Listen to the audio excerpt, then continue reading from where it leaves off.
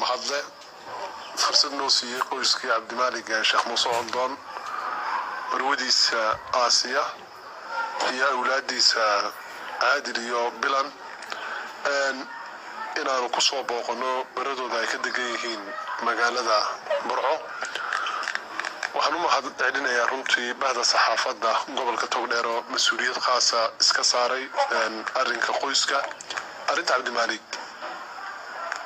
waa arrin runtii damqashaya dareen gaar leh saada shaqaale sheegay ilmaha dhabtaan ku hayaana isagoo dhuumanaya buu dhashay ilmaha marwadiisu dhabtaan ku haysaana isagoo xidhan buu dhashay horiyo waalid baa bartan ka muuqda arrintan anagu ugu nimid maha waji siyaasiya wax siyaasada kuma tacalluqdo waxaan baarayna waa waji insaaniyadeed sababta sawlaya waxa weeyaan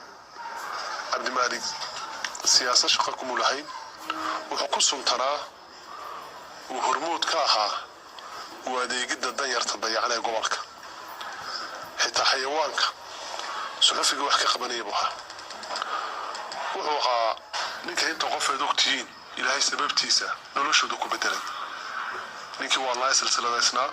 dameerkii lugta lahaa